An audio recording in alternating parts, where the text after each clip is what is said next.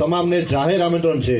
આપણી વચ્ચે આપણે બોરડા ગામના સરપંચ શ્રી રાજુભાઈ ભમ્મર ઉપસ્થિત છે, તો આપણે એમનું સન્માન કરવા જઈએ છીએ. હું રાજુભાઈ ગોહિલને વિનંતી કરીશ, અમારા તળાજા તાલુકાના બીટીએમ, કે તેઓ આપણા બોરડા ગામના સરપંચ શ્રી રાજુભાઈ ભમ્મરને પુસ્તક અને રૂમાલ આપી એમનું સ્વાગત કરશે.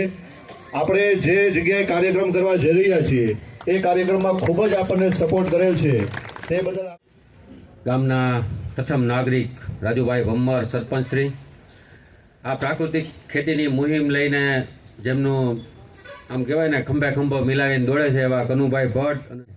શું કામે કે અત્યારે હવે દવાઈ તમને ખબર છે 10-15 રૂપિયાની લીટર થઈ ગઈ છે. હવે એવી દવાઓ છાંટવા કરતાં આપણી પાસે આ પ્રાકૃતિક કૃષિમાં દેહી ઓળિયા હાવ, એમાં આકડાના પાન છે, સીતાફળના પાન છે, જમરૂખના પાન છે, લીમડાના પાન છે, આનો ઉકાળો બનાવીને છાંટો ને તોય જીવાત વહી જાય. તો આપણે હાવ મફતની દવા મળે છે, એનો ઉપયોગ કરી અને જો આપણે આ ખેતી કરીએ તો ઓછા પૈસામાં ખેતી થાય ને જે ઉત્પાદન થાય એ તમામ વસ્તુ આપણે નફા મારીએ. ઓલું તો આપણે ઉત્પાદન 25 મણીઓ કપા કરીએ પણ 25 મણ જેટલી જ ભાઈ દવા છાંટી દીધી હોય, એટલે આપણે એમ થાય કે આ ખેતીમાં એટલી બધી આવક નથી, પણ આપણે ખર્ચો જ એટલો બધો કરી નાખીએ છીએ કે આપણે આવક દેખાતી નથી. આપણે જો પ્રાકૃતિક ખેતી અપનાવીએ તો એમાં ઘણા બધા ફાયદા સમાયેલા છે. એમાંય પછી બાગાયત કરો ને હાવ પ્રાકૃતિક ખેતી હેલી છે. લ્યો તમારા કપાસમાં એ તો થોડીક જફા કરવી પડે, પણ આંબા વાવી દો ને એમાં પ્રાકૃતિક ખેતી કરો ને તમે જે અત્યારે કરો છો ને પ્રાકૃતિક જેવું જ થાય. લ્યો ખાલી એમાં જીવામૃત નાખવાનું છે, ઘન જીવામૃત નાખવાનું છે, અને એ તમે 50% નાખો જ છો. દેશી ખાતર ભરો છો ને એ 50% ઘન જીવામૃત જેવું જ છે. હવે ખાલી તમારે એમાં જીવામૃત નાખી દો એટલે ફર્સ્ટ ક્લાસ કામમાં આવે. પાંદડા ખરે છે ને એનું આચ્છાદન કરી દો. આપણે બહાર હળગાવા જાય છે, એ હળગાવાના નથી. તમારા ખામણામાં આંબાનું ખામણું હોય ત્યાં એ પાંદડા પાથરી દો એટલે ફર્સ્ટ ક્લાસ આપણે પ્રાકૃતિક ખેતીનો એક આયામ થઈ જાય, આચ્છાદન. એટલે આંબા વાવો ને એટલે તમારું 100% પ્રાકૃતિક ઓટોમેટિક થઈ જાય છે. એમાં ભાઈ સરકાર સહાય આપે, એક આંબો વાવો ને 100 રૂપિયા સરકાર સહાય આપે. લ્યો તો હવે બધોય લાભ લઈને આપણે કાંઈક ને કાંઈક આવું શરૂઆત કરવી પડશે. હવે તો ઘણી બધી યોજના હતા, તો ખાલી આંબાનું તો ઉદાહરણ આપ્યું તમને. સામે જે તમને ટ્રેમાં નર્સરીના રોપા દેખાય છે ને, આપણે કેમ છોકરાઓને નર્સરી મોકલીએ, એમાં રોપાઈ નર્સરીમાં બને છે અને તંદુરસ્ત બને પાછા. આપણે એમાં આપણો છોકરો પહેલેથી જ હોશિયાર હોય તો 10માં 8% લાવે. એવી જ રીતે જો ટ્રેમાં તમે ધરું અથવા રોપા તૈયાર કર્યા હોય એટલે એકદમ તંદુરસ્ત, પછી એનું ઉત્પાદન છે ને એ તમને સારામાં સારું મળે. પહેલાંથી જ માઇક આંગલો હોય તો આપણે એની પાસે ગમે એટલો ખર્ચો કરીએ, મહેનત કરીએ, પણ એમાં કાંઈ ભલેવાર ન હોય.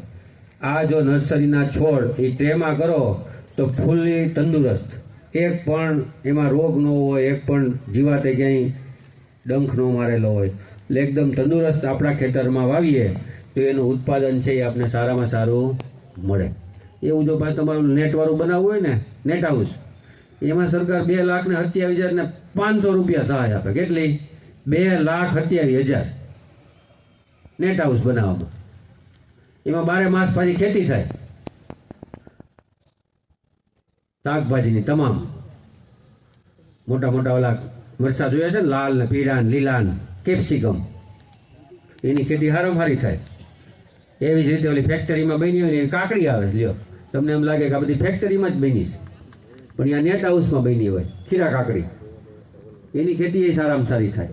એટલે આવી ઘણી બધી ખેતીઓ છે, તમે એમાં 12 માસ કરી શકો. અને તમે અત્યારે 1 સિઝન કે 2 સિઝન હોય, શેત્રુંજી ભરાઈ ગયો, તમે વળી ઘઉં વાવ્યા હોય, કોઈ શીણા વાવ્યા હોય, પણ એક જ સિઝન લેવાની હોય તો આપણે અઘરું પડી જાય. રોગ ન આવે એટલે શું થાય? તંદુરસ્ત બધું, અને એમાંથી ઉત્પાદન નીકળે એ પણ ક્વોલિટીવાળું તંદુરસ્ત મળે આપણને. એટલે આવી પણ ખેતી થઈ શકે છે. એવી જ રીતે શાકભાજીની ખેતી જો તમે કરતા હો, એમાંય જો તમે પ્રાકૃતિક ખેતી કરો તો 20,000 રૂપિયા એમાંય સરકાર સબસિડી આપે. લ્યો કેટલી? 20,000 રૂપિયા. તો આનો પણ લાભ લેવાય. એવી જ રીતે તમારે ખેતીમાં લગતી કોઈ પણ જરૂરિયાત, નાનો તાલપત્રી છે, પંપ છે, વજન કાંટો છે, એવું કાંઈ પણ લેવું હોય ને તો એમાંય 50% સબસિડી લ્યો. એટલે જે પણ આપણે જરૂરિયાત હોય, ખાલી સબસિડી લેવા હાટું નથી લેવાનું હો. આપણે જરૂરિયાત હોય તો સરકાર લાભ આપે છે. તો આપણે 50% પૈસા ભરવાના, 50% સરકાર પાછા આપી દે છે.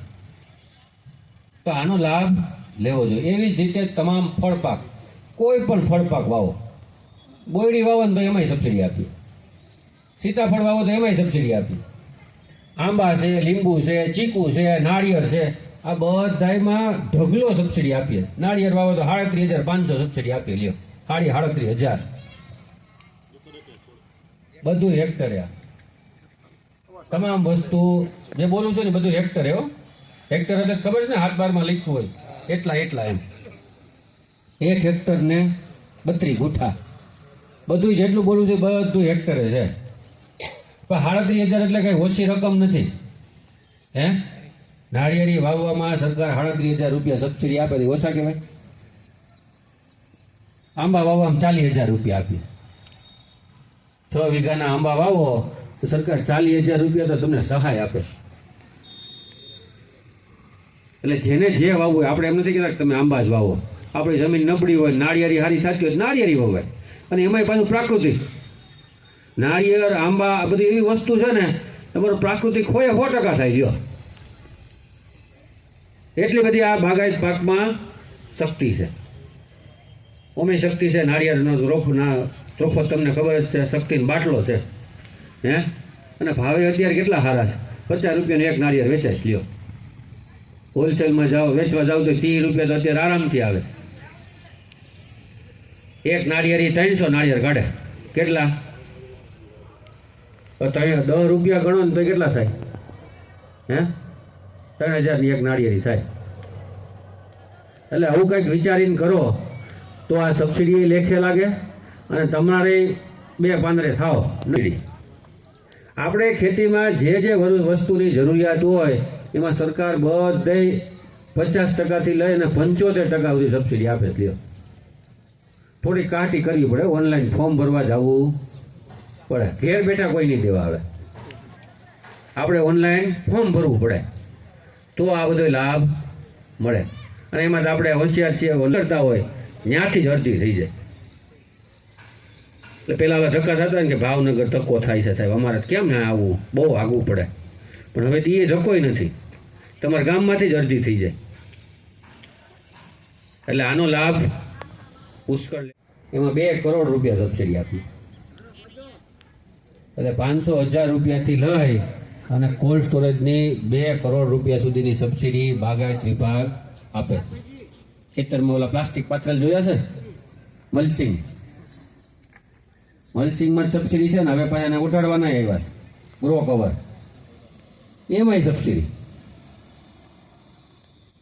હવે તમે જો ક્વોલિટી વાળું, આમ દેખાવ વાળું નહીં બનાવો તો ભાવ મળે ને. પીળા ટમેટા હોય કોઈ લે આપણી પાસેથી, લાલ હોય તો જ લે ને. એવી જ રીતે કેરીમાં એવું આવ્યું છે. સારી કેરી હોય તો જ તમે લ્યો ને, ડાગા ડૂગવારી હોય લ્યો, ભાવે ન આપે કોઈ.